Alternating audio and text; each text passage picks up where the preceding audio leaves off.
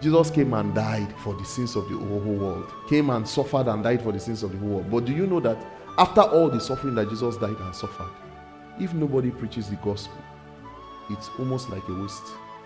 The suffering and die is not complete. We are the ones that come to complete it by preaching the gospel. Jesus died for people to be saved. But how will they believe? How will they be saved if they don't believe? How will they believe if no one preaches to them? How will they become sons of God if no one disciples them? So we are continuing the mandate of Jesus. If that becomes your goal in life, you will discover that you will find rest for your soul. Take his yoke, take his burden.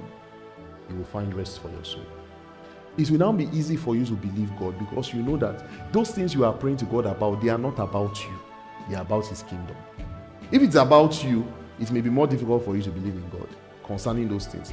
If you can successfully take yourself out of the picture, you know you are a servant of God. You are fulfilling a purpose that is greater than yourself.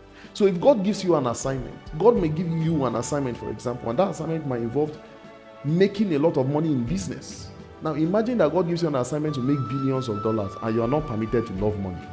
Yes, you are not permitted to love money, because if you begin to love money, God will never bless you with your idol. Are you living for mammon or are you living for Christ?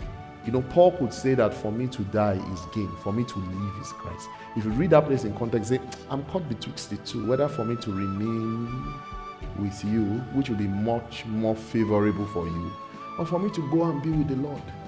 So Paul couldn't die before he agreed that it was time for him to die, even though there were many people that wanted to kill him. Why? For me to live is Christ. How can you be continuing the mandate of Christ and God will allow one enemy to kill you before your time? It's about God's prerogative. It's about what God is doing. Can you align yourself with the vision? He says, take my yoke upon you and learn of me. My yoke is easy and my burden is light.